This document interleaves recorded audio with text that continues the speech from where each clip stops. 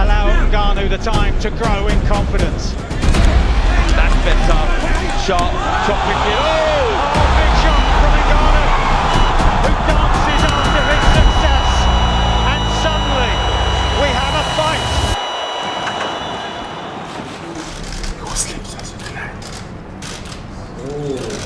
He was asleep. Nick Maynard's phone to try to get a matchup with Ngannou. Oh! Goes the Reeb!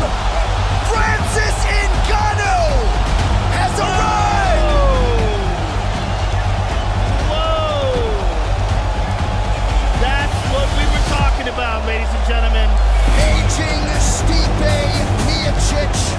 Francis Ngannou is coming. Good Lord. He hit him with a left hook and kicked him off his feet. Alistair Overeem is still out cold. His toes are still curled. He's locked up right now. Like he just got electrocuted. He's still stiff as a board. Look at his feet. Look how his toes are still curled up. All I can say is wow.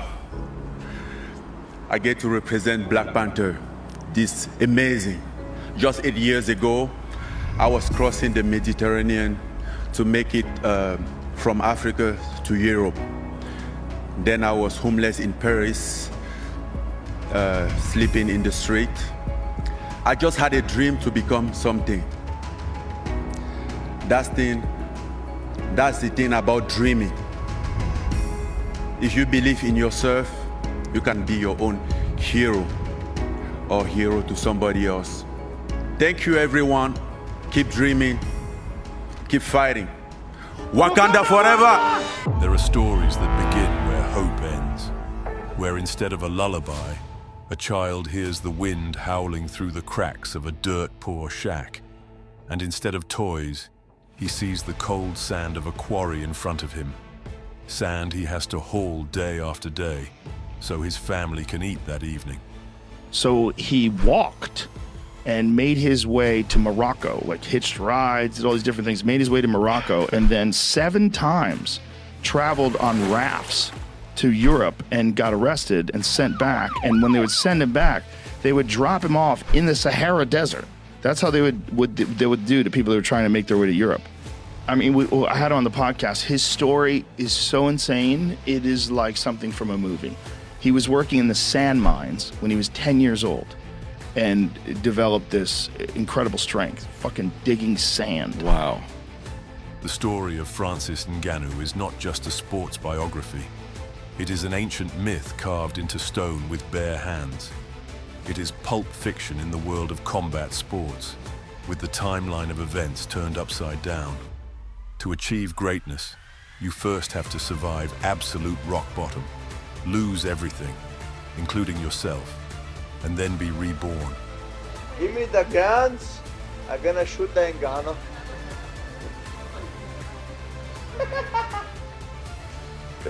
How are you gonna knock him out, brother? You have to use something, brother.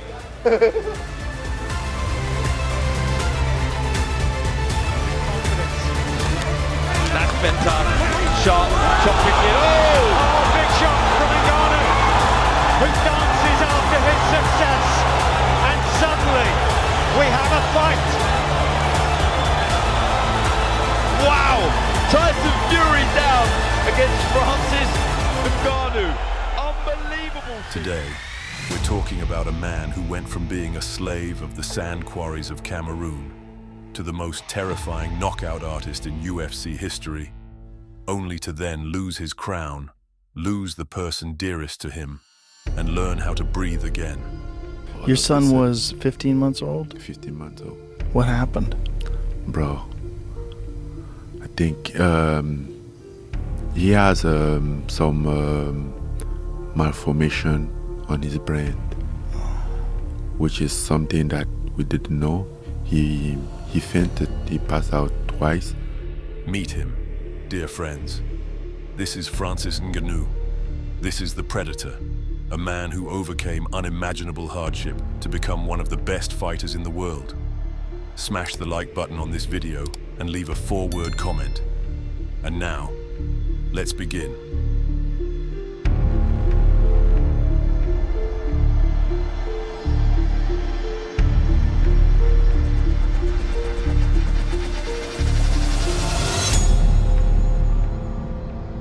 What about Francis Ngannou? There you are, and everyone's looking at your face. What? I do this every week where I just get hot. What about this? I have not seen somebody have more of a passionate following than Francis Ngannou. Batier, Western Cameroon, September 5th, 1986. On that day, in a small village hidden among the hills, where time moves as slowly as sap from rubber trees, a boy came into the world. The world did not greet him with the sterile cleanliness of a hospital room, but with the smell of dust, the smoke of a fire pit, and the cries of animals. Francis Xavier Ngannou was born into a family where the word tomorrow meant only one thing, that you would have to fight for survival all over again. His childhood knew none of the little joys most children take for granted. He didn't know what toys were. At the age of 6, his parents divorced, and the child, like unwanted luggage, was sent to live with his aunt. At that age, children in other parts of the world learn the alphabet, practice writing, and develop basic communication skills. Francis, meanwhile, learned how to carry weight.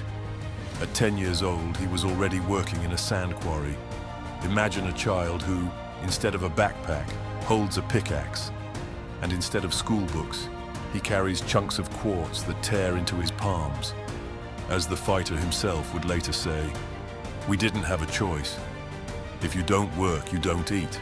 One of the things that I read about you was that you worked in a sand mine when you were young, that you dug sand all day. Yeah, that was growing up. I was about 10 years old when I started that, because I was in the village, and where I grew up. After leaving my aunt's house, I went to my grandma, and we had to do something. We had to work to contribute at home, to buy oil, to buy food, and also for our scholarship, for books. So you have to work, and that's how we started. Even though that work was meant for adults, but we didn't have any option, so we take what we had at the time. But even in that hell, he had a dream. A strange, impossible dream, like a mirage in the Sahara. He watched old, worn-out tapes of Mike Tyson fights. Iron Mike became his waking hologram. Ngannou saw how a black kid, who had also come through the hell of poverty and slums, was shaking the world with the power of his fists.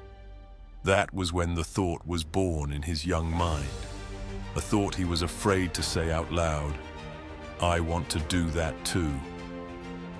As a child, gangs tried to recruit him. The reputation of his father, known as a street fighter, was a heavy burden he had to escape from.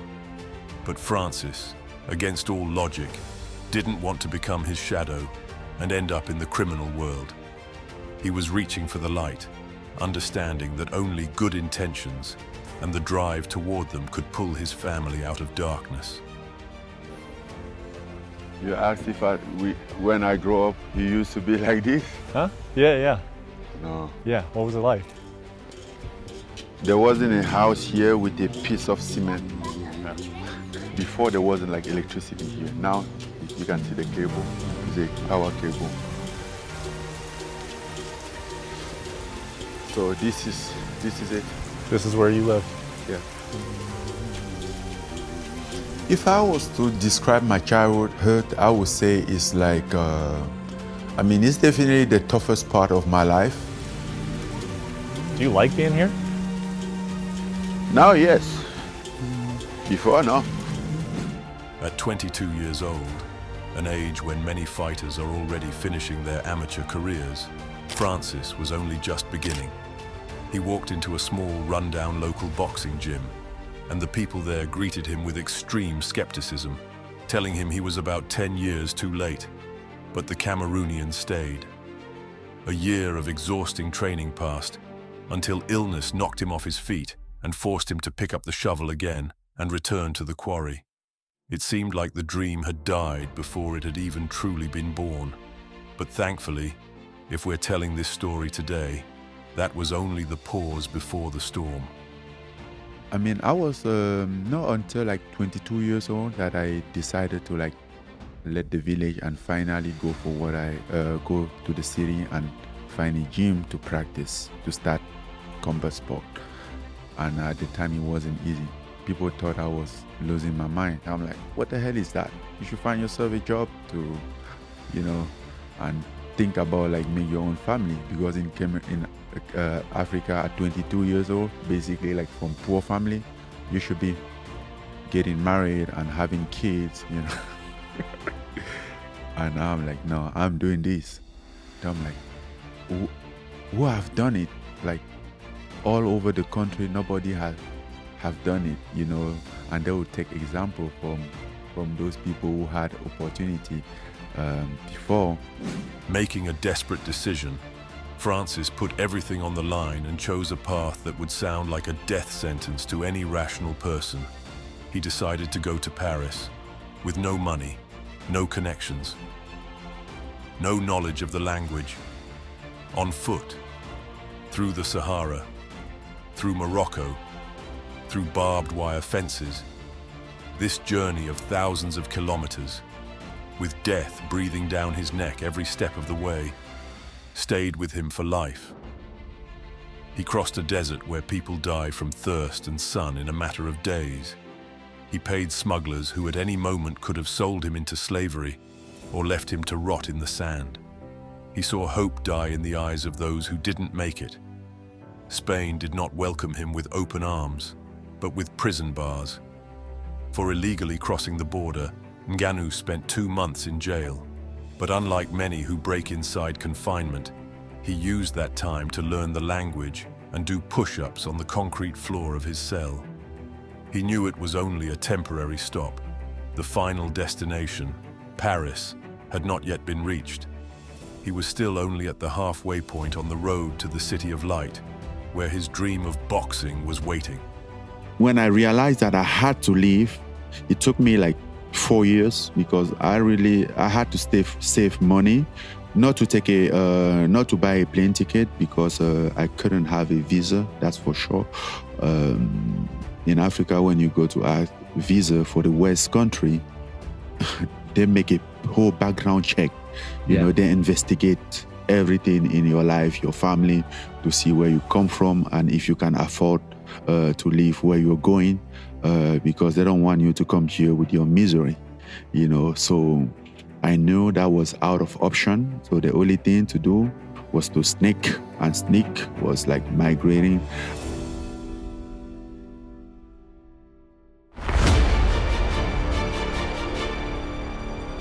Paris, the city of love, high fashion, and refined cuisine. In 2008, it met Francis Ngannou the way you would meet a homeless dog, with cold asphalt and the indifference of passers-by. He had nothing, absolutely nothing. He slept on the street, wrapping himself in cardboard against the walls of metro stations. There was not a single euro in his pocket. No hope, except the little flame still burning somewhere in his chest. He washed in fountains, ate leftovers, and every morning when that giant city woke up and rushed off to its business, hundreds of people passed by the freezing African giant. None of them ever imagined that this homeless brute was a future world champion. They saw only dirty clothes, but the son of Cameroon saw in the reflection of their empty stares a chance at a real future. Fate often walks around us wearing the mask of coincidence. One day, Francis came across a boxing club.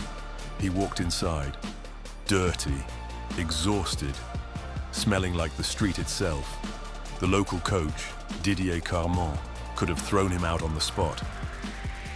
But instead, he saw something more than filth and rags. He saw the broad shoulders of a laborer, the giant hands of a stonecutter, and the dangerous eyes of a starving beast. I'm dedicated to what I want. I know, like, when I believe in something, I go for that. Doesn't matter what people believe or not. But there's a lot of people out there who like hard worker than me. I believe so. I don't take this like granted. I don't take this like, oh, I'm the best worker in the world, you know. I think at some point I'm also grateful for the opportunity and for the luck that I have as well, because there's a ton of people that work even harder and they can even assure to have food when they are hungry, and that's how it's just out there. Didier allowed Francis to train for free. Back then, our hero survived however he could. What helped him stay alive, you ask? He found shelter in a charity organization whose director became his guardian angel. When that shelter closed for the holidays, that same man took Ngannou to the place where his fate would be decided, a place called MMA Factory, run by Fernand Lopez. At first, when the two met, the Cameroonian asked to be taught boxing. But Lopez, looking at this huge, awkward, yet unbelievably explosive young man, offered him something else. If you want to fight, you can do it somewhere other than boxing. Boxing is beautiful, but it's only one part of the fight industry. I can make you into a complete mixed martial artist. Fernand gave Francis the keys to the gym. A homeless immigrant from Cameroon was gifted something no money can buy: a roof over his head and the feeling that someone believed in him. He slept on the mats, surrounded by the smell of sweat and blood, and in those moments, he was the happiest man on earth, because he was moving toward his dream. What he had visualized for days and nights back in Africa was beginning to come true, and that realization only stirred Francis even more, along with his belief in his own potential. You have a very special relationship with Fernand. We've been training for like 4 years, so yes, you know, we have we do have ups and downs, but today we are knowing each other, we are knowing how, and then we know how to work together, we know what to do or not, what to not do, we know what everyone like or don't like, and it seems easy. It seems more easy now. Just 1 year after beginning to train under Lopez, Francis Ngannou stepped into his first professional MMA fight. It was November 2013. The Predator became part of an event with a rather interesting name: 100% Fight Contenders. His opponent was Rashid Benzina. What can you even say about his debut without being too cruel? It was very awkward, extremely uncertain. His strikes were wide, raw, and nowhere near polished yet. But the beginner still achieved his goal. Even without being able to land cleanly and truly let his opponent feel all his power, Francis was rocking him and even dropping him to the canvas. In one of those sequences, the Cameroonian prospect got on top of his opponent, basically bent his arm in some improvised way, like he was fighting in the street, and forced the tap with a makeshift arm bar. Yes, just like that. Sudden and not especially beautiful. But then again, genius is often simple. The goal matters most. It's hard to believe that one of the greatest suppliers of knockouts in the sport won his pro debut by submission, isn't it? One of those. Hey! Wakanda forever! I had to do it. That's Ngannou right there. My man. King Ngannou. Yes, sir. Feeling the sweet taste of victory, Francis came right back on December 14th. He shared the ring with Zoumana Cissé at the next event for that same organization, and let's just say it wasn't exactly pretty. Nothing happened is probably the best way we can describe what went on. This time, it all came down to experience, and Ngannou was clearly lacking it. He lost by unanimous decision.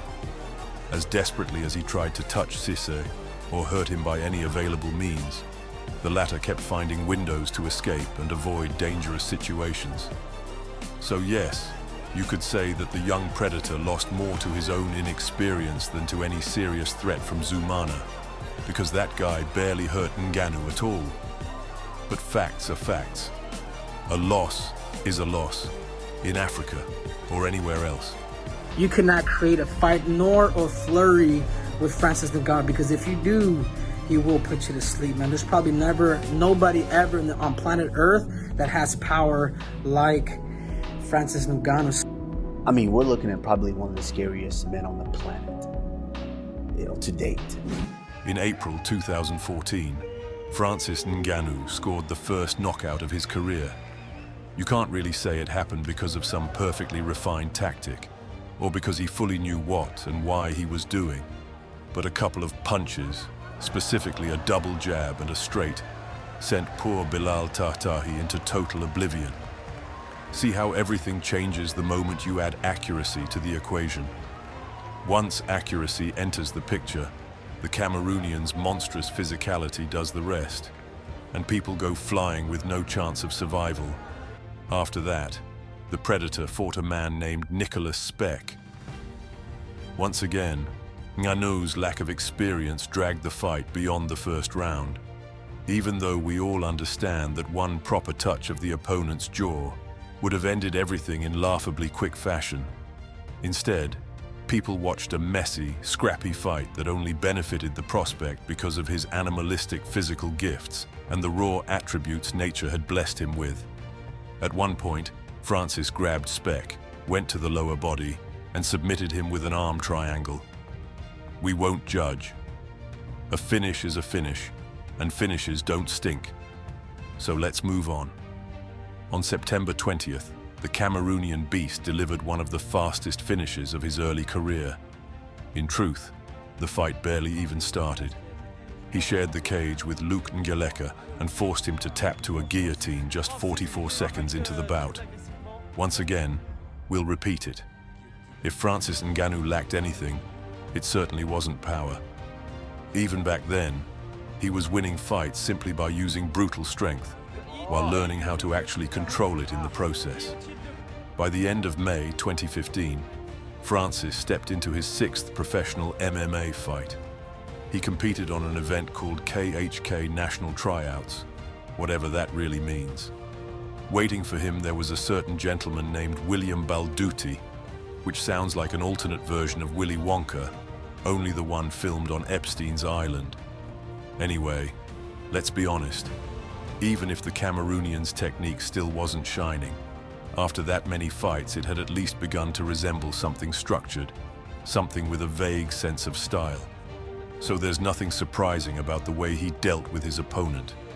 He turned Balduti's takedown attempts against him, took a dominant position, and punished the man's overconfidence with brutal ground and pound. At the UFC, this another levels. I've been doing a little bit. I started a few months ago, and I've been fighting in our organization. But this is something huge. This is something, the next step.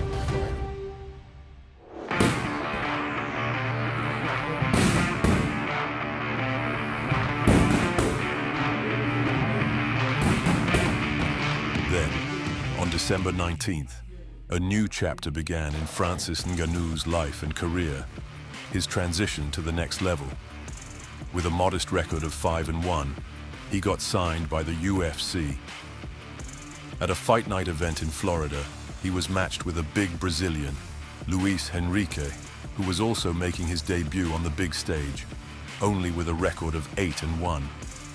In the middle of the second round, our hero finished the job by knocking Henrique out with a vicious uppercut. And just like that, the public was introduced to a new heavyweight monster without even realizing it. He's a striker, I'm a grappler, so it's kind of the classic matchup everyone wants to see. But as I told you last time, I've been working on my hands for 8-9 months. That's all I do, really. So if it has to be a stand-up fight, I'm prepared for that. If it goes to the ground, that's in my advantage, which would be easier, but if it does end up being a standing fight, I think I'll match up pretty well. We're both long. In April 2016, the newly arrived heavyweight rookie with the death touch left Curtis Blaydes' face in ruins. He handed the American the first loss of his career and secured his second UFC victory by TKO. All because the doctors refused to let Blaydes continue after round 2. What I did tonight made me dream bigger, and I feel things very easier than last time, and I think I will go better and better with the time.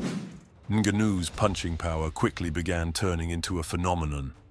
Later, specialists would measure it on a machine called the Power Cube, and the result would shock absolutely everyone. He registered the hardest punch ever measured in history. Harder than any heavyweight boxer in the world, even harder than Mike Tyson himself. It felt as if his fists contained all the rage of the sand quarries, all the pain of lonely Parisian streets, and all the hope for a better life he had fought so desperately for. But let's not get ahead of ourselves just yet. On July 23rd, the Cameroonian machine of pain, suffering, and truly terrifying finishes stopped Serbia's Bojan Mihajlovic. The poor guy tried desperately to avoid dangerous exchanges, but he only managed to run for about a minute and a half before everything ended hard, ugly, and decisively. From that point on, Francis began seriously learning English in order to market himself better. You know, I know just here for the super fight. I have some goal, and my goal is not only one fight. My goal is the belt, the throne, and everyone they give me to fight, I get to fight it because maybe I'm supposed to fight all of them. I am here for a long time. I'm not here just for 2 days or 1 week. Before the end of 2016, the Predator got one more chance to shine in front of the fans. On December 9th, he fought Anthony Hamilton in Albany, New York, and forced him to tap to a Kimura in the very first round. And with that, he also earned the first performance bonus of his life. At this fight? Since when I start MMA, that is when I start to watch they talking about this fighter, and then I go to YouTube, I watch the video, I look some people fight, they say, well, Ken Velasquez, they say Dos Santos, Arlovski, and that is when I start know them, I start looking of them. But at the time, I'm still dream for the boxing to have a boxing career, and I don't think so. Say one day I can have an opportunity to fight them, and then after that when USA give me opportunity, I say why not? Now I go to do my best, and to be the best, you're supposed to be the best. My personal credo, I never change horses on the bridge, you know. So guys who left, who gave me his hands when I was down, you know, I just it's my personality, you know, and I'm sure. Jackson Wink MMA Academy is one of the best in the business, so I'm really happy to be a part of this, and of course I'm very excited. And plus all my coaches that they like my brothers, you know, they all the time behind me, they support me, and they're gonna be for me 100%. Then came 2017, and Francis turned into the man responsible for recycling the aging veterans of the heavyweight division and sending them straight to the scrapyard. The first man to represent that old guard was former champion Andrei Arlovski. The Belarusian heavyweight folded in about 90 seconds, not even understanding what had happened, while Francis soaked in the joy of such a meaningful victory. Since when I started this sport just 3 years and a half ago, and then all the way when I continue, I grow. There are a lot of people behind of me who believe me and who push me, who make me trust of me, because for the beginning it's not something who interested me, and then today because of that people who push me up, I believe and I trust for this sport. Since when I have my sign on UFC, and then people continue to support me to to stay behind of me, and he pushed me up. He made me be strong. He is young in his career. It's one of those tough decisions when you have a guy that's this talented and this just freakish. You know what I mean? The guy's a monster, and I'm really high on him. I think he's the future. The question is, I don't know if we've ever had a heavyweight that's been as big as this guy is. A heavyweight champion, you know what I mean? A heavyweight champion who is as physically imposing and scary as this guy is. And I love his story. He's got a great story. I think he's the future. So we'll see what happens. That was the moment Francis Ngannou truly tasted success in the fight life. He suddenly had not just money, but by his standards, real money. So much that he didn't even know what to spend it on. The Cameroonian immediately upgraded his whole wardrobe, bought nice watches, good cologne, hired a stylist and a barber so he could look more serious and create the right impression. You might think that sounds cool only on paper, because let's be honest, his experience was still critically low by the standards of the sports elite, and you'd be 100% right. But at that moment, Francis wasn't asking himself questions like that, and he didn't have time to, because everyone in the UFC looked at him with hearts in their eyes, from the janitor cleaning the toilet to Dana White himself. Every single one of them saw him as the missing link the heavyweight division needed, the guy who would pull the promotion forward and represent it for many years to come. His charisma, his athleticism, his monstrous physical presence, and the effect he created, what we now call aura, were on an entirely different level, and everyone could feel it in their bones. That's why people worshipped Ngannou, and he, naturally, enjoyed being showered with the recognition he had spent his whole life desperately chasing. Well, you saw what he did to Overeem. K1 Grand Prix champion, Dream champion, Strikeforce heavyweight champion. Francis put him into orbit. His head nearly came off his shoulders, man. It was ridiculous. Incredible. And you could see the way Overeem was fighting him, too. He's like, yeah. It's like aware that at any fuck up at any moment. Is this it? All right. Since Joe Rogan had already started spoiling it, we might as well not fall behind him. By December 2017, the UFC, completely head over heels for Francis, decided to skip ahead of the whole top 5 and give him a title eliminator against Alistair Overeem. It happened on the main card of UFC 218. Yes, I said that when I had my UFC contract. I said I would want to fight him money. Well, there's two things. Very strong guy, punches hard. Secondly, I mean, it's UFC. Everybody has a plan. Everybody's good everywhere, right?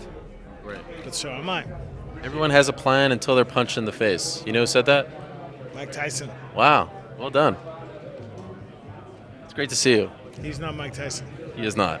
You don't buy that hype. Nah. Oh, no. He's definitely not Mike Tyson. What do you think of his hair? Is he channeling his inner Reem with that hair with like the frosty tips?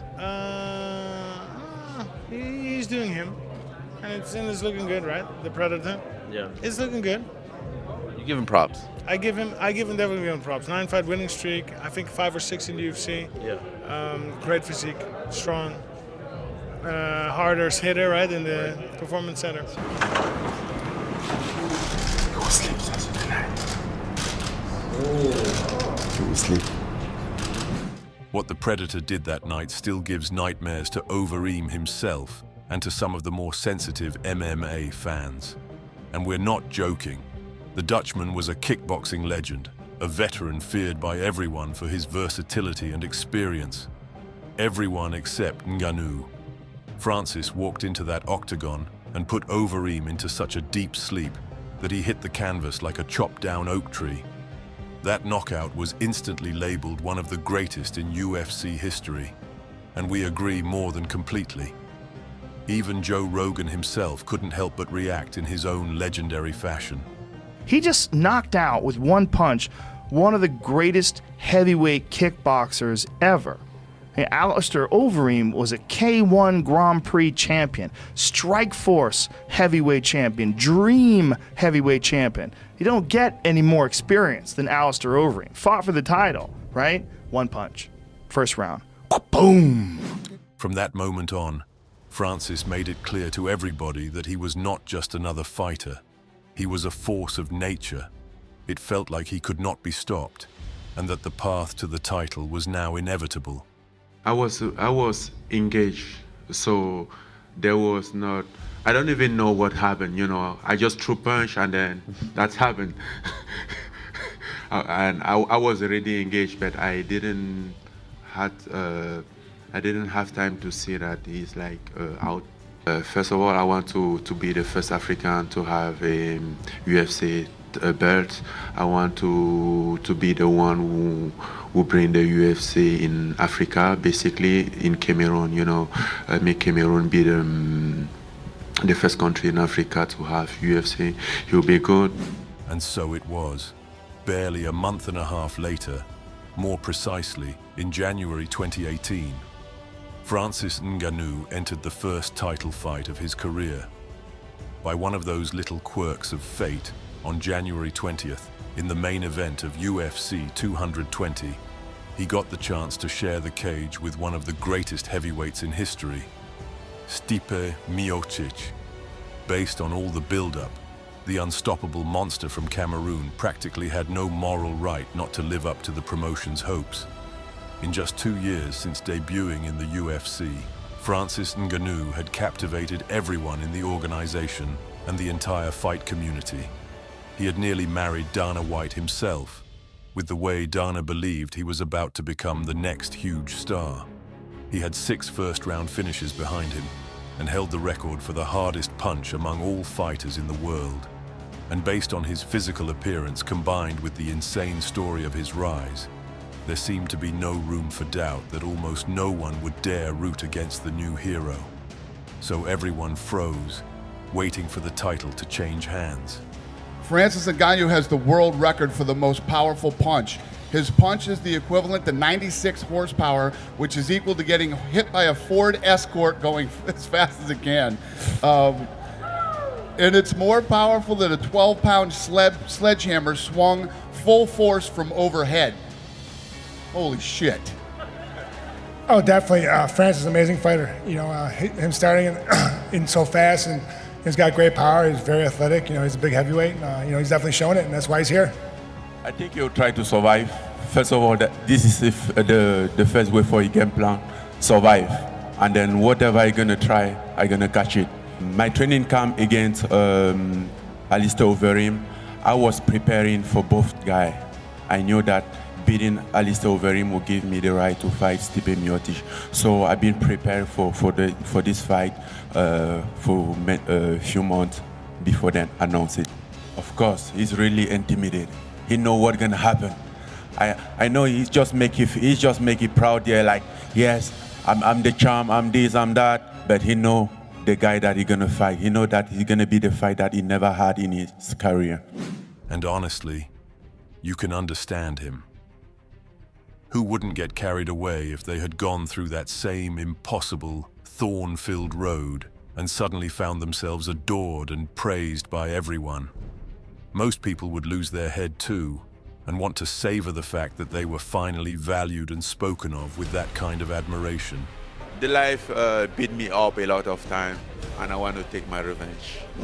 However, to our deepest regret, neither the UFC's promotional machine nor Francis Ngannou's blind faith in his knockout power mattered much on fight night. Stipe Miocic came into that title defense with flawless preparation and crystal clear confidence in his eyes. He put on what might have been the best, most textbook performance of his professional career. Get off that bed!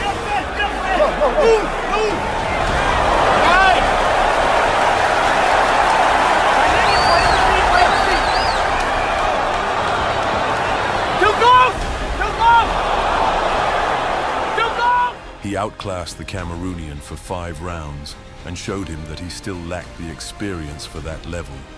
The champion's intelligence, cardio, and composure never allowed the powder keg inside the Predator's hands to explode.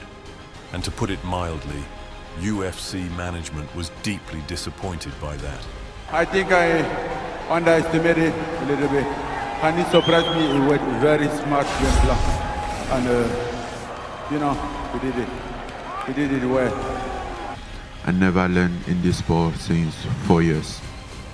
I underestimate my opponent, and I discovered some new part of this sport and that I ignored about it. No, I don't think anybody did. The odds were huge that wouldn't happen, but you never know in the sport. Anything is possible, even a 5-round fight between two massive knockout artists. Even though Francis had essentially gone through 25 minutes of hell inside the cage, through a brutal process of self-humiliation that dragged him back into reality, it still had a major effect on how the UFC treated him afterward. And not in the way you might think, like they kept loving him as if nothing had happened. Quite the opposite. They refused to consider the context or Francis's situation in any reasonable way. Didn't live up to our expectations. Fine, then get lost. The difference between how Francis was promoted before the title fight and how he was treated after it was so drastic that even a person with no senses would have understood it. Still, the matchmakers did give him one small chance to redeem himself. They booked him against Derek Lewis at UFC 226, thinking that if two of the sport's biggest knockout artists collided, then at the very least the fans would get fireworks, no matter the outcome. No, just know that I'm not like all the other fighters that he ever fought. I'm way more tougher than any other guy that he ever fought. I got the most heart, I believe, in the sport, and he will see that come fight night. I'm another big guy, but instead to go forward, we will be smarter and go back to the Francis before the last fight. Watch my opponent, leave it come to me, and then as soon as he gives me the opportunity, I take it. As paradoxical as it sounds, neither one of them wanted to make a mistake. And because of that, one of the biggest mistakes in modern MMA history happened. Two of the UFC's very top suppliers of knockouts simply spent 15 minutes staring at each other. And to help you understand how bad it was, even Adesanya versus Romero had infinitely more action and tension than that ugly mess. They literally walked around for 3 rounds and looked at each other, like you and your buddy were playing a fighting game on console, and right when things were supposed to start, your controllers died. So now you're both just waiting awkwardly for them to recharge. Whether it was a psychological collapse or simple fear of getting hit by a man who could put you to sleep with one counter, we may never know. But one fact remains. It was unbelievably boring. He had a pretty quick rise here, and obviously the fight over Alistair Overeem, catapulted him. Everybody was talking about him. I thought he was going to be the next guy. I think his ego ran away with him, big time. I can tell you that his ego absolutely did run away with him. And the minute that happens to you in the fight game, you see what happens.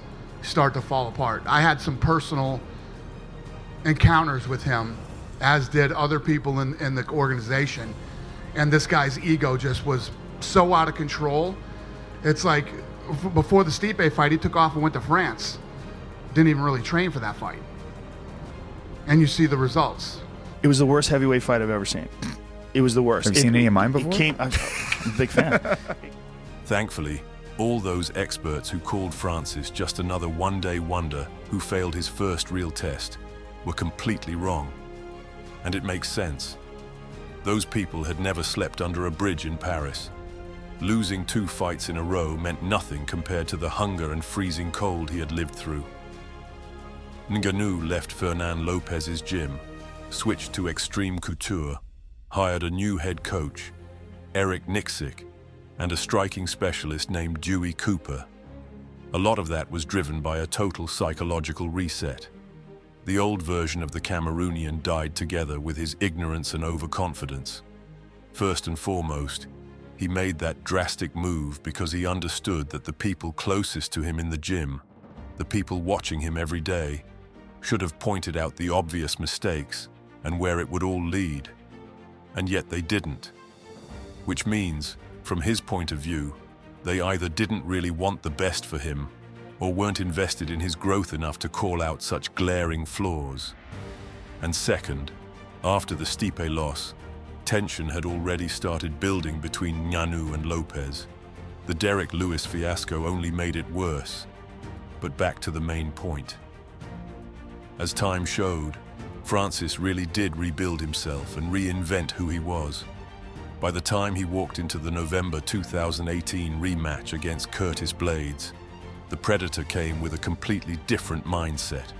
It is a loss, it's on my record, it's a loss, but if there's any loss that you don't lose any sleep over, is that one. Because it wasn't a referee's decision, it wasn't the judge's decision, it was a doctor. So he's probably in a hole right now, like 0-2 after being the hot shot. It's got to be a dark, dark place. I just hope, I want him to be his best. I don't want any excuses out of his camp or the fans or the company. Like, I want him at his best. I'll beat him 10 out of 10 times. I know that's what Dana White's looking for. He's looking for the next big McGregor, next star, and I can be a star with my hands and with my wrestling, but not really with the post-fight interviews. It's not really my thing.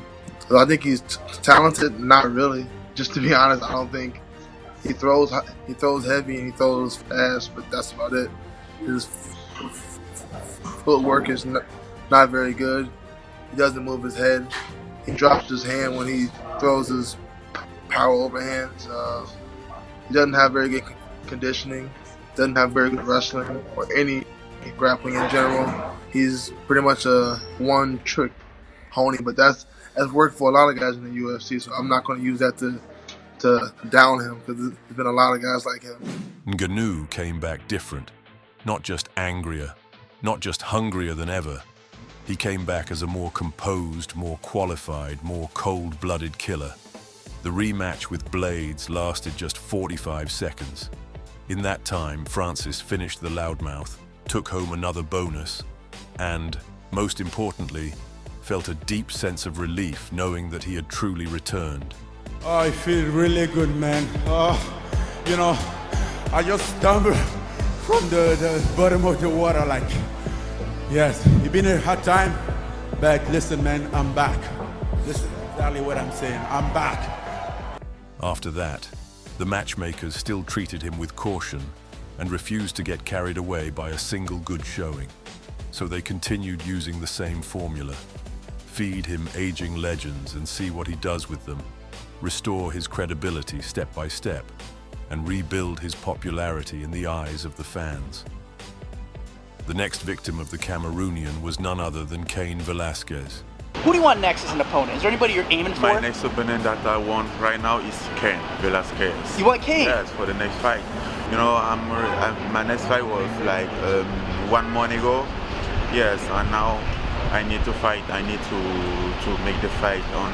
So I want Cain. We'll see, you know. Again, Francis is a big guy, big heavyweight, who has a lot of power in his punches. That's where he's dangerous.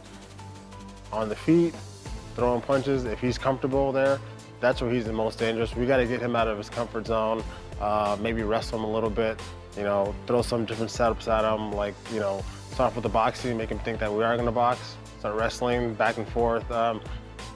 That's how you make people frustrated in this game, you know. This is mixed martial arts. You can do anything. So be really creative out there, and that's what I'm going to do. Give us your prediction. How do you see it playing out February 17th? You're in the octagon with Francis. This thing is going to go down. I'm ready for a war.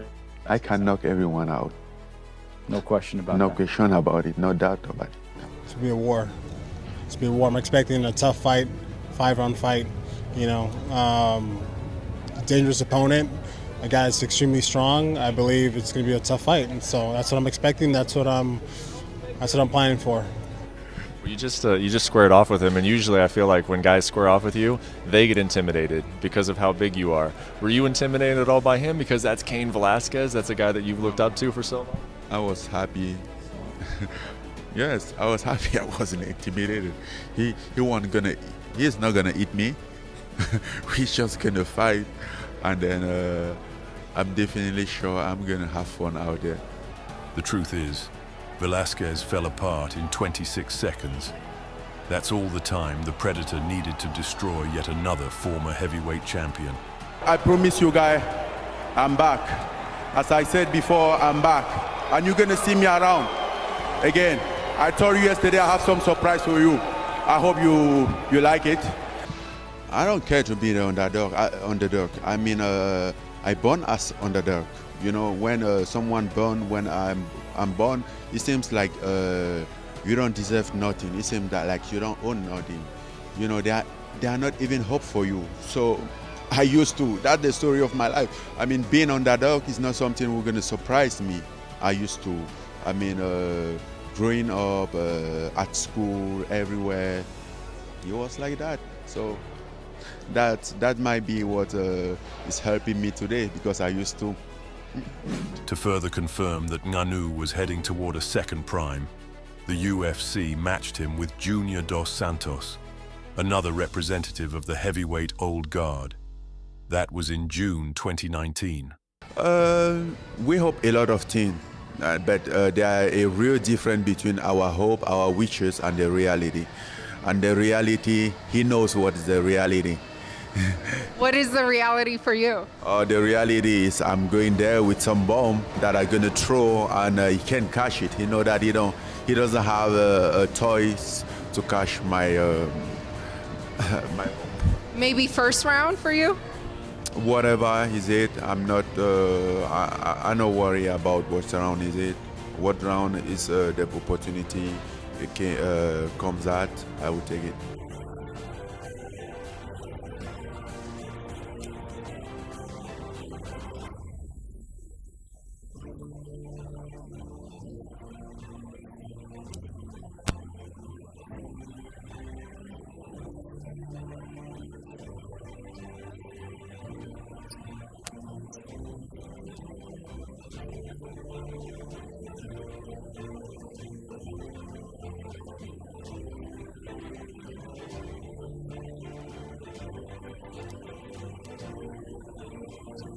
Yeah, everybody's saying that would be safer for me or something like that to take him down, you know. But I'm not looking for you know,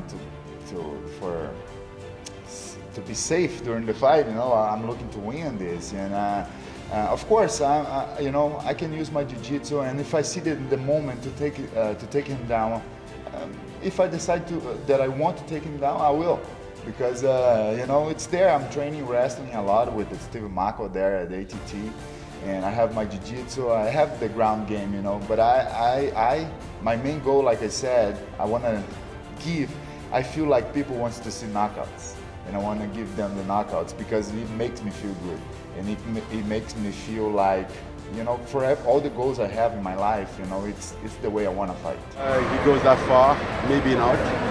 But there is one thing that I know for sure is I'm going there to put him down. And of course, Francis's confidence carried far more weight in that matchup. He reminded the veteran exactly where he stood in the pecking order after just 1 minute and 11 seconds, once again proving the strength of his words and his genuine desire to redeem himself in the eyes of the fight community. I'm very happy now, and then I hope the UFC gonna realize that I deserve the title shot right now. Certainly, I deserve the winner of DC and Stipe. And he punched me, you know, and that guy, when he connects the punch, you know, it's over. So yeah, I didn't follow what I was planning to do. You know, I was supposed to move and supposed to throw more straight punches to keep the distance, especially at the beginning. So what happened next? Then the pandemic happened. Why are we bringing that up? Because it also changed the MMA landscape. In Francis Ngannou's case, it meant that even after 3 brutally spectacular and lightning-fast knockouts, he still wasn't given a title shot. Why? That mystery will probably remain covered in darkness forever. Miocic and Cormier were finishing their trilogy, DC was preparing for retirement, and the matchmakers were focused on sending Daniel off the right way as best they could in the middle of a global lockdown. But at the same time, they couldn't leave Ngannou inactive, so they lined up one final test before the title shot he wanted. That man was the then undefeated Jairzinho Rozenstruik, a man from Suriname and a former kickboxer who had 10 consecutive knockout wins with no losses. The UFC deliberately put the Predator in there with him to see whether he had actually changed since the Lewis fiasco, or whether it was all just words. So they gave those two a slot on UFC 249 in May. I want to fight Francis Ngannou, big scary guy, nobody want to fight him. I think it's a big challenge, and yeah, I think I want to be back like April, March. For me, I have a perfect preparation. Doesn't matter where the fight will go. You go to the ground, you stay standing up. It's MMA, so you can, it can go either way. So one thing I know, I want to step out of the octagon with my hands raised, and that's what we're looking for. Do you think your kickboxing experience gives you an advantage? Of course, a lot. So what do you expect? Will it be a first rounder again, or will you take it to the 5th round? Because a lot of people think that you have the advantage when the fight is longer. For me, it doesn't matter. We fight for 3 rounds, and if it goes to the 3rd round, or go to the 1st round, I'm always focused, try to find what I'm looking for, put him down, walk away, and get my hands raised up to another one. First things first, let me put it as this. First things first, this Saturday, go in the octagon, knock Francis out, and then we're going to focus on what's going to happen. On Saturday night, you're going to see my strategy, but no media. The Predator delivered. He answered for every promise he had made to himself and to UFC management several years earlier. He proved that now everything truly would be different. Francis 2.0 was on his way toward redemption, revenge, and respect, as the scandalous Irishman once said. The man from Suriname lasted exactly 20 seconds. Can you imagine how insane that is? The fight hadn't even properly started, and one single touch ended it. It was a big chance. We knew it was a big fight, a big challenge we're going to, and it didn't go my way. My dream's still alive. I hope he become champion. If you ask me to fight him tomorrow, I fight him again. I train to fight him again. My reaction about that, I'm happy after 15 weeks of training camp and have I would say easy fight. It's just great, So I put all the pain, all the suffer in the training camp, and the fight went well. In the end, the matchmakers did the simplest math possible and realized that across his last 4 victories, Francis Ngannou had spent a total of 162 seconds inside the cage. Think about that. Under 3 minutes spent fighting elite opposition in the best MMA promotion in the world. That is the kind of destructive power you simply cannot ignore. And the UFC finally stopped ignoring it. By March 2021, the people responsible for putting fights together and placing them on pay-per-view cards finally matched Francis Ngannou with Stipe Miocic once again, this time heading into UFC 260.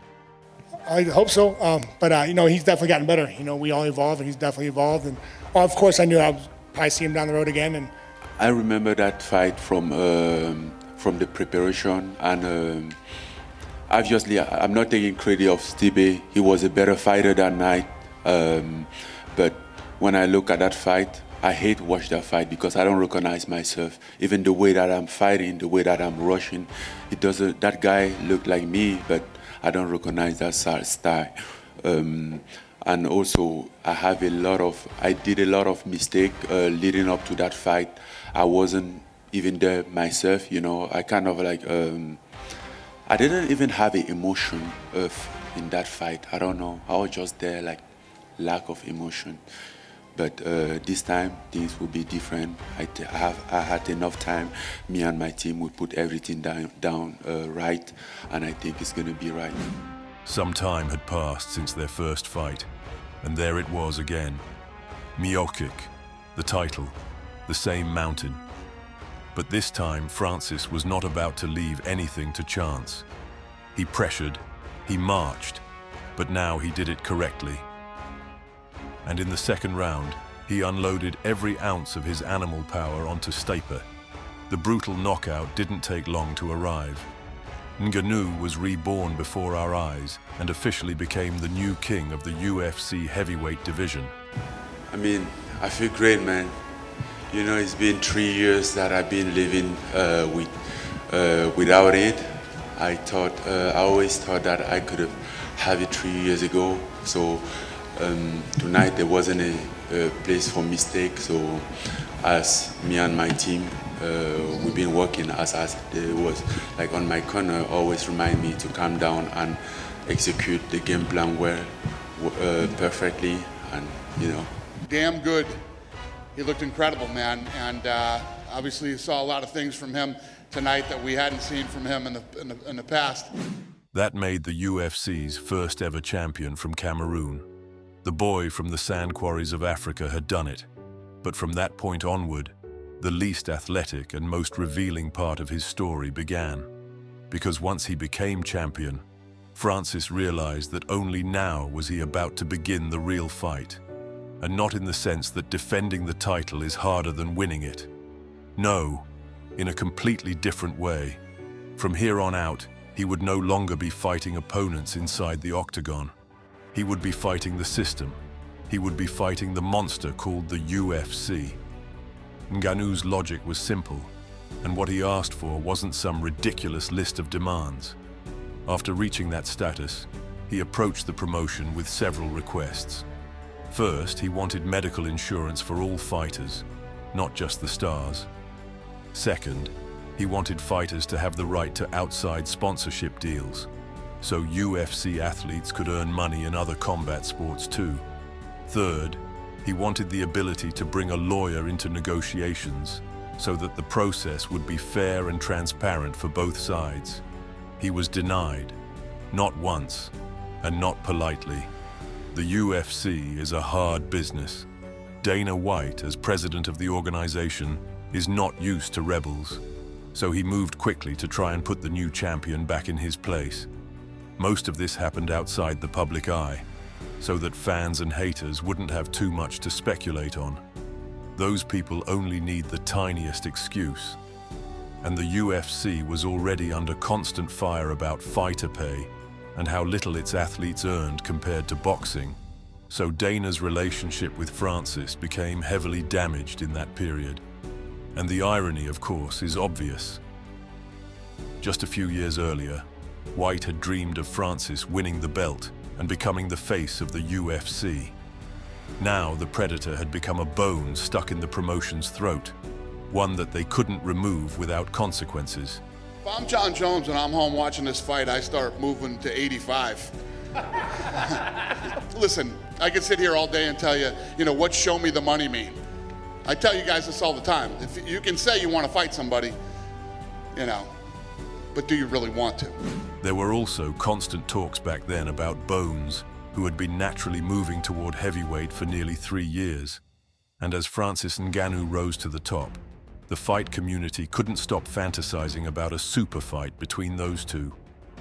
Dana, again, treated the whole thing with skepticism, because he wasn't in a hurry to build anything super around the Cameroonian anymore. The moment the Predator showed that he had his own principles and that he wasn't the simple brute people thought he was, White cooled off on him fast. But John Jones took that challenge very seriously. It's very simple. Get comfortable with the worst case scenario. Worst case scenario is he knocks you the fuck out. He possibly fractures a bone in your face. That's the worst case scenario. You get real comfortable with that idea, and then it becomes easy. If he doesn't knock you out and break your face, you're smart, you're fast, you have a chin, you have great head movement. You can wrestle. There's a lot of there's a lot of ways things can play out. So I just think about the worst case scenario and get yourself mentally to a place where you're almost walking into that. Like, okay, I'm getting ready to go out there and this guy could possibly hurt me tonight. Okay, now that I've faced that, I've swallowed that, I'm sure you have the similar conversation before you jump off something. You're like, okay, this could go this way. For sure. So that's the way I look at it. It's like, yeah, Francis Ngannou is dangerous, yes. I believe that he has a chance to knock me the fuck out. Let's say that out loud. But if I don't get knocked out, I believe I win that fight. I just got to get through round 1, and I win that fight. Ngannou, naturally, had no problem playing along and adding more fuel to that fire. It was hype. It was free publicity. And as a businessman, he understood exactly how valuable that was. And I think for me, he's going to be very good because John Jones, he looked a little slower, and in the past 2 years, he's been putting some weight on, trying to be heavy to come fight at heavyweight, and I think that won't make it any fast. Francis's return had to wait. He never fought in 2021 again. And a major reason was exactly those difficult negotiations over better conditions for fighters. The same proposals Francis had brought to the UFC. But there was another reason holding him back too: injury. The heavyweight champion had serious issues with the ligaments in his knee, and they never fully healed. By early 2022, he had to prepare without being anywhere near full strength, because the matchmakers were already pushing him back into the octagon. During that time, an interim belt had been introduced in the division, and it was won by Cyril Gane, a student of Fernand Lopez from France, a heavyweight with massive promise. By the time of UFC 270, the Predator gave the UFC the answer they wanted and signed to fight him. And what do you think happened next? Of course, drama over the shared coach and all the spilled information about the old sparring sessions between the two giants. No, this is not the truth. Honestly, you know me already. With Francis, we did some sparring, and it was a really great sparring from Francis. And he did a beautiful left kick. And the problem with Francis is just, you don't like to spar technical sparring. You like to make power, and I told you a little bit a few times before. So you give me the left kick. You hurt me. You see, I'm honest with you. You hurt me. You hurt me. But you don't knock me down. This is not a knock down. Did you continue sparring? The question? Did you continue sparring that day? Didn't continue because the coach didn't want that. Because I was a little bit disappointed about. Did you walk out of the training? Go grab your bag and leave the gym that day, sir? But either way, that doesn't really matter because that was accidentally. I didn't mean to hurt him with a kick. It happened, and the only reason why you were here talking about that is the footage that you guys released, then forced me to talk about it. I never talk about it because it was an accident. I didn't mean to hurt you. We were training and was helping each other. Inside the fight itself, Francis Ngannou got the win. Not by knockout this time, but by a solid unanimous decision. He used a complete layered approach and even wrestled Gane in certain moments, showing just how much he had evolved professionally. He earned a convincing title defense and sent a very clear message to the whole division that he had become a machine no one would be able to handle on any level anymore. But that numbered event wasn't remembered most for that. The bigger story was Dana White, who didn't even walk to the octagon to put the belt on his champion after the win. And later he had to explain himself to the media. You know, let's jump on this one. If nobody asked it, I know they're dying to ask it, is that I wasn't out there for the main event. I actually walked from the arena right after the co-main event because there was stuff going on backstage that I was dealing with. But, you know, for anybody to think that I was showing any type of disrespect toward Francis, I saw Francis all week, you idiots. I shook his hand. I said hi to him. I was out there for the stare downs, the whole thing. So for anybody to think that there was some type of disrespect shown toward Francis, I wasn't out there for Michael Bisping Rockhold's fight either because I was dealing with some stuff. And I sprinted from the back. I didn't even have my jacket on. I was still in my only had my shirt on to go out there and put the belt on Bisping, but I couldn't make it out there. to put the belt on Francis. You know, there's only been one time that I've walked out on a fight and made it very clear. Showed up to the press conference and said, this is exactly why I left. It was in Abu Dhabi with Anderson Silva. I think it was a Damian Maia fight. No, it was somebody, anyway, it doesn't matter. But yeah, so there's the answer. I don't know if anybody asked that, but somebody wanted to. There you go. In the end, the Predator never returned to the UFC octagon. Why? There are a lot of reasons. For another half a year, Dana still hoped they could fix the relationship and eventually make the John Jones fight. And one more update. Anything with John Jones? I know it sounded like maybe Stipe, and then we haven't really heard much since then. Working on that too. Hopefully, you know, he should fight this year. Yeah, we'll see how it plays out. It's all going to depend on Francis and his knee. But by the beginning of 2023, it became official. The UFC heavyweight title had been vacated, and Francis Ngannou was a free agent. You know, we've been working on a new agreement with Francis for like 2 years now. And we had gotten to a point where, you know, he was going to fight John Jones.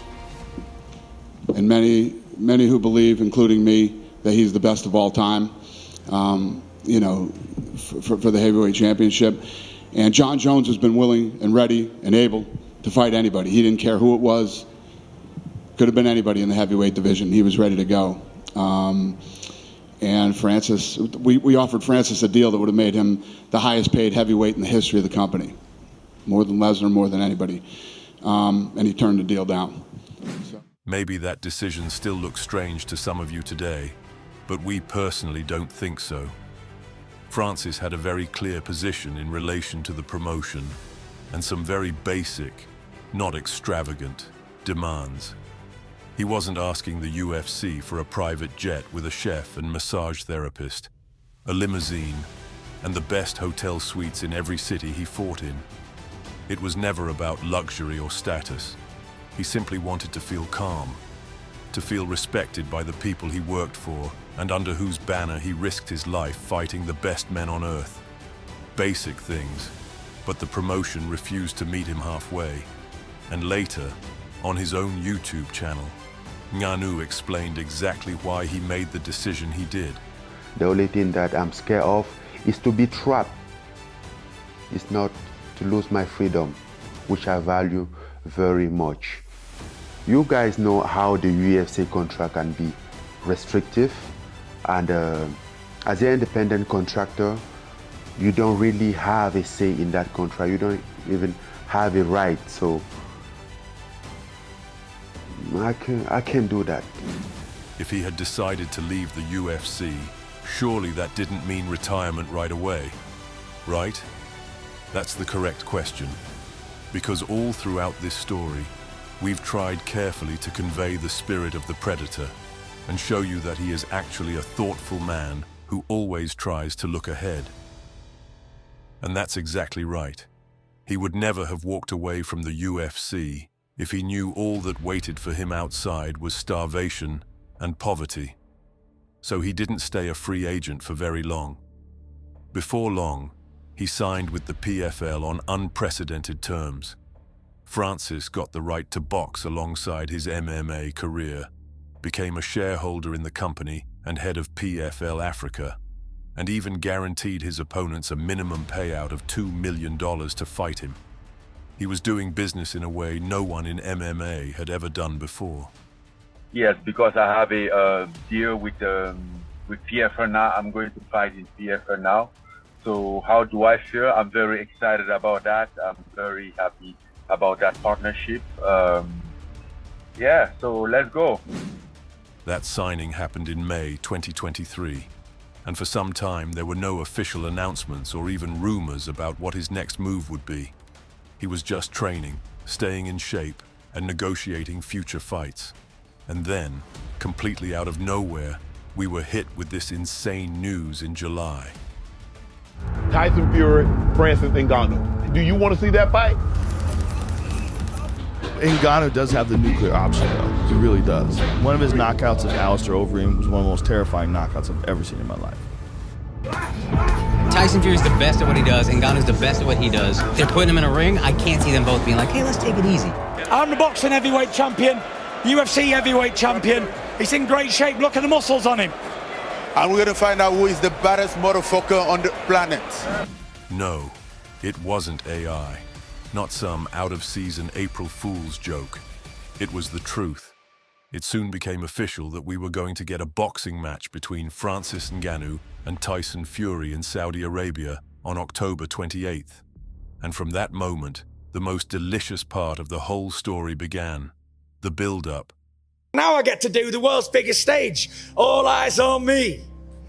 And I get to knock out him. He's a good-looking lad. I do like him. Probably got a big core as well. Remember that, Francis? However, it's unlucky for him that he has to come across me. If you know where I came from, you don't have to ask that question. You know how good I move. I'm like the Matrix in there, baby. I know. And you know I'm going to find you. I know you can fight, and I know you can punch hard too. So I know it. I'm not underestimating it. I'm expecting a tough fight. If it's anything less than a 10-round war, 12 rounds, however many rounds it is, I'll be disappointed. Francis's power, so I don't know. I don't know what it's going to be like. Is it going to be like so much different to any other heavyweight I've ever fought? Probably not. Will it bounce off me? Probably so, because I'm bulletproof. It's one of them things. It's like so many people have tried knocking me out before or beating me, and I've been successful for 15 years in a row, 34 contests and 2-time undefeated champion. So, you know, I've heard it all before, all of the bullshit that fighters like to say, I'm going to do this, do that. My point is to go out there and prove that I'm a boxer, and by boxing the best in the world. Do you think I'm going to run away from you around the ring, like boxing away, using the jab and dancing? Because you said the 24-foot ring, so you must think I'm going to... Possible? Straight out. Where? Me and you in the middle. I don't know about that. I'm going to find out that day. I don't believe anything that you do now. I know you're a big character, and I told Deontay Wilder I was going to knock him out, did I? In the second fight, I said, I'm not going to box. I didn't believe you. Didn't believe you. You didn't believe me? No. Nobody did. I told him I'm going to knock him out on the front foot. I'm going to push him back and knock him out, and I did. Some called it a circus. Some called it a spectacle for the crowd with an obvious ending. Some compared it to what McGregor had done with Mayweather back in 2017 and called Ngannou a genius for standing up for himself and reaching insane heights financially and professionally. All those opinions had some truth to them because the situation really was complicated. But honestly, who cares about what other people say? No matter what you do in life, there will always be people who support you and people who criticize you. The only thing you can do is keep moving. You see you, my mate. Take the glasses off so I can see the fear in your eyes. Take your glasses off so I can see the fear in your eyes. Tell him, Tyson. Put it on him. No, I'm afraid of you. I'm scared of you.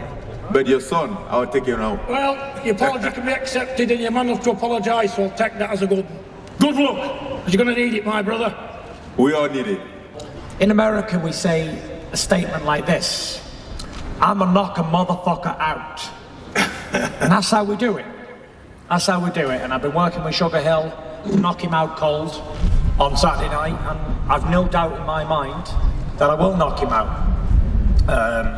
He's a big, strong guy. Obviously, he's got a good punch, powerful. So am I. I'm a big, strong guy, obviously powerful, or else I won't be world heavyweight champion. But I believe there's levels to the game, and he's going to find out my level on Saturday night. And there's nothing he can do about it. No matter who he trains with, no matter what he brings on the night, I'm knocking you spark out on Saturday night. Game over. Out cold. No problem. Out cold. I think you said out cold. Out cold. You get knocked spark out. You're going to know what it feels like to get knocked spark out. You have multiple lives, but you have some of them. So don't you worry, okay? Francis. So see you on Saturday night. I know you can't punch. Zero power. Okay. Zero power. Then lift your chin on the way. I'll leave the chin. Leave your chin on the way. You're going to find out if I can punch. Okay? Ugly dosser. Leave your chin on the way. It'll be there. You hit it. You hit it. Do you really think Dana White stayed silent about what Francis had managed to achieve after leaving the UFC? Of course not. That question answers itself. And I love Tyson Fury. Yeah. You know, I'm friends with Tyson. He's one of the greatest boxers of all time. Yeah. One of the greatest heavyweight boxers of all time. going in against one of my MMA guys. It just, we saw this movie before. We know how this story ends. And he just fought Cyril Gane and wrestled him. A silly conversation. Anyway, you get the point. A lot of people compared this matchup to the McGregor precedent, and many, including the Gypsy King himself and his team, didn't even take Francis's strength or real chances seriously, and that arrogance cost them dearly. Francis Ngannou shocked the world with his performance and his exposure of Tyson Fury. He made Fury answer for every bit of trash talk and every ounce of disrespect. The entire 3-month training camp had been filled with mockery and superiority from the Englishman, but the Cameroonian showed exactly who was boss and completed the minimum mission. First and foremost, he proved to himself that he could box with the best in the world. And the fact that he even knocked the heavyweight champion down, that was beyond praise. Listen, he was a good fighter. No excuses. He's a good boxer. He's a lot better than I thought he'd be. And he gave me a good fight. Fair play to him. God bless him. When you knocked him down, you did a little dance over him, or you taunted him a little bit. Do you even remember that? Yes. Well, because when we started, he said, let's go to school. So I'm like, oh, I think you're a bad teacher. It was a historic night for boxing, nothing less. The entire world of combat sports woke up after what it had seen. Ngannou lost by split decision, but he gained something else, what we would call the respect of the entire planet. He proved he was elite even in a sport that wasn't his own. But every beautiful picture has a darker side, because afterward the people in boxing may have rated Francis too highly. Why do we say too highly? You'll understand in a second. By March 2024, the Predator aimed for another venture into professional boxing. This time, he got none other than Anthony Joshua, Olympic champion, 2-time world champion, a pure knockout artist who wastes no time on talk, showmanship, or trash talk. A man who simply works hard and displays top-class skill in the ring. But to answer your question, I really think I haven't shocked the world. You know, I'm still in the factory, building, you know, training, learning. And I think when I really gonna get it, I think that's where the world gonna be shocked. I'm just working, building, and learn about the sport. You know, the sport that I love my entire life, but didn't have the opportunity to really do it and gain some experience. And it's just now that I'm really like having that, working on that experience, and I think I'm gonna put something really, really nice. I can put something. I trust the process. I trust my team, the work that we are putting in. You know, so it's gonna pay off. Of course, the press conference also included another exchange between Fury and Francis. Tyson did what Tyson does, threw trash talk into the fire. And Ngannou gave him a direct response while looking him dead in the eye. I've always tell you, your only chance is in the ring, in the boxing ring with the boxing rules. When you step off of that ring, you better stay 5 meters away before I start your shit. Because if I lose it, you're gonna have a really bad time, my friend. So, respect the fact that boxing is protecting us, and the rules of boxing is protecting us. Because out of that, without that, you are nothing in front of me. I beat you every day, twice on Sunday. As time passed, the fighters prepared, and public interest only grew. I don't take my last fight as a reference and think that I get this done and think that I get everything. You know, I know exactly where I am at. I'm just a beginner, and I'm definitely gonna come up better and yes, get better and better. So that's my that's how I see things. I'm getting prepared for a tough, hard fight. Yes, the Tyson Fury fight was great. It was awesome. But that's now in the past, and I have a new challenge in front of me, and I take it even more serious now than before, because now I think there is something more on the line, which is probably the undisputed. So let's see. Maybe I would do something that nobody has done before. And I really believe that I have the tools of doing that. Francis truly prepared as hard as he could and gave everything he had. But sport is cruel. In the second round, Joshua caught him with the perfect shot.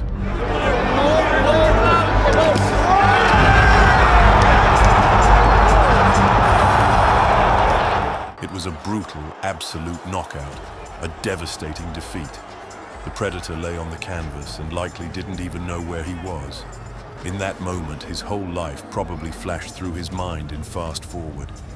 He was quite special because he stopped me. He did what Tyson Fury couldn't done, you know. And you know, he wasn't my day, and he's just way better than me today. So yeah. It sucks, but it's the game. We all know that. It's the game. He accepted the loss with dignity, like a real man. No excuses, no unnecessary talk. He accepted the facts and moved forward. But Dana White, of course, didn't miss the chance to comment after Francis fell short. Going into the Fury fight, if Fury trained for the fight and didn't show up and, you know, look like he ate Tyson Fury, it's probably the way that fight would have ended too. I mean, listen, the crossover, you know how I feel about crossovers in boxing, and that's how they end. Yes, losing sucks. Even in Francis's case, when everyone understands he is not an Olympic-level boxer. But even that is nothing compared to what happened next. On April 29th, 2024, something happened that cannot be compared to all of Ngannou's defeats in every combat sport put together. His little son, Kobe, only 15 months old, died. The cause was a congenital brain malformation. Medicine was powerless. The Cameroonian posted about it on social media. It wasn't some star making a statement for attention or engagement. It was the scream of a father whose heart had been torn apart. He wrote that he felt a void had opened up inside him, one that could never be filled. He said he was trying to be strong, but that life keeps throwing things at him that make that impossible. Darkness, emptiness, unbearable pain. The realization that everything now felt meaningless. The loss of the most precious thing a human being can have. The entire world of combat sports was shattered by the news. Former enemies became friends.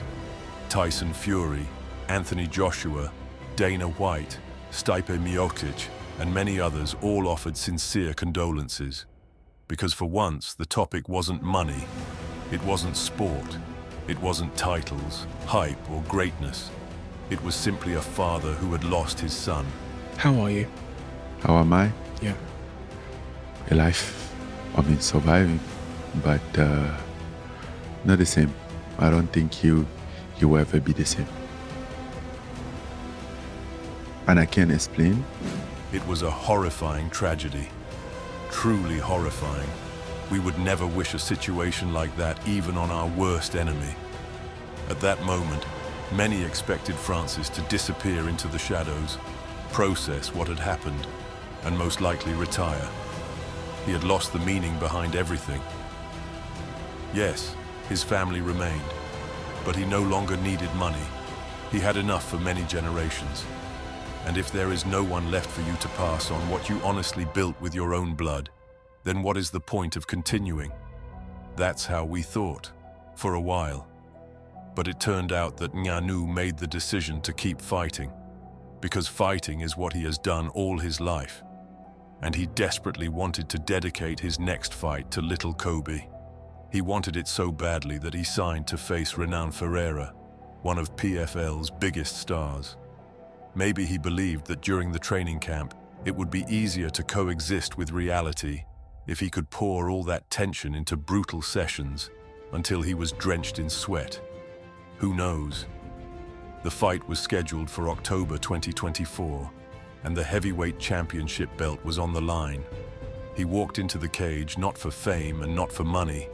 He walked in because he wanted to prove to himself that he was still alive, that after Kobe's death, he could still breathe, still move, still fight. They say that before the fight, in the locker room, he spoke to a picture of his son, and then the first round began. Ngannou did not look like the same man. His punches no longer carried that wild animal fury. They carried grief, hardened, compressed, and forged into steel. He took the Brazilian down and began attacking him. 1 punch, 2, 3. The referee stepped in. Victory.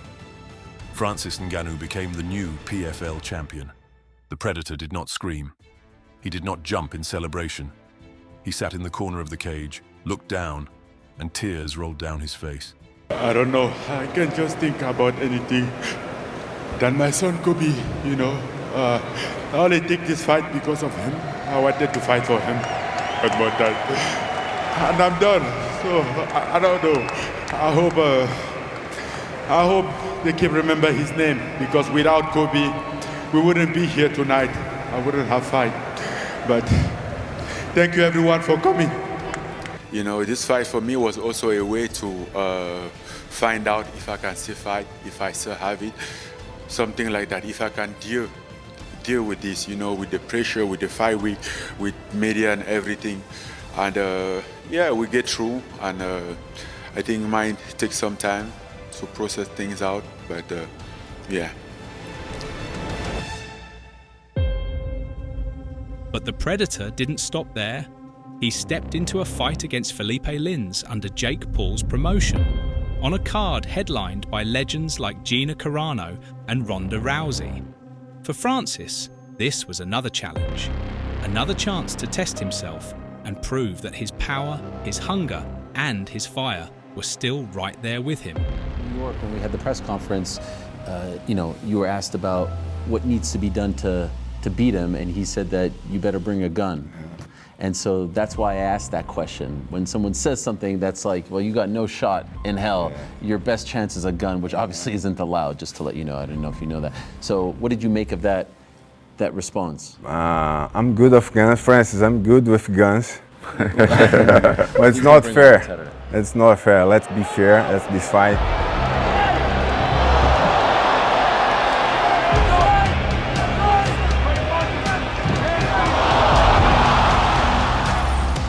Once again, a brutal first-round knockout. Honestly, I feel like Ngannou is one of those rare monsters who, no matter his age and no matter how long he's been away, will always remain dangerous at the very top, because nobody can truly take his power. During your fight, sitting right over there was Johnny Bones Jones. I believe he's sitting right over there right now in the vicinity of that shot. You see him right there. He's standing up with his arms. What do you want to say to John Jones, who is here watching you fight? Well, as I said before, John Jones is a great fighter, probably the best that have ever done the MMA. But I think in terms of business, he still have something to learn, and he should be watching what I'm doing and learn. And then if he get it now, he should be able to figure it out and come we make this fight, because this fight can happen before we retire. And how would that go if you did fight? How would it go? Well, I see myself victorious. And man, imagine throwing the Cameroonian giant in there against Bones himself.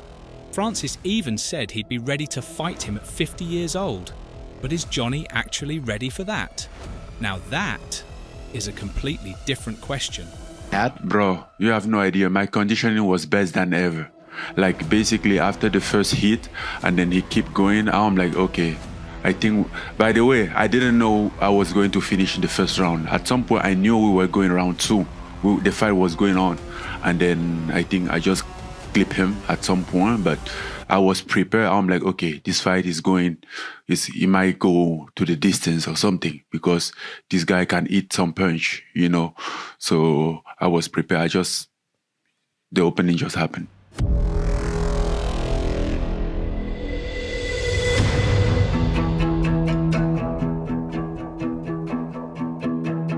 Today, Francis Ngannou is more than a fighter. He is a symbol that human potential has no limits, that you can survive the hell of the sand quarries, not break in prison, not die on the streets of Paris, become a world champion, lose everything because of your principles, and still find your way back again. He created a foundation in his own name that builds gyms and schools in Cameroon. He gives children what he himself never had, hope and opportunity. He has even acted in films, but his greatest role is still the role of a man who went through hell itself and remained true to who he was. The tragedy with Kobe exposed his soul. We saw that behind the mask of the predator and beneath the wall of muscle there is a vulnerable heart. But that is exactly what makes his story so great, because true strength is not measured by how many tons you can lift or how many people you can knock out. It is measured by how many times you can fall to the very bottom and still find the strength to rise, even when it feels like your soul has been torn to pieces. Francis Ngannou is still writing his story. But one thing can already be said now. The boy who once slept on cardboard in Paris became a giant the entire world looks up to. Thank you for being with us. Subscribe to the channel, like this documentary, and make sure to leave your comment. Remember, even when life keeps pouring sand over your head, somewhere inside you there is always the strength to turn that sand into the foundation of your castle. See you in the next stories.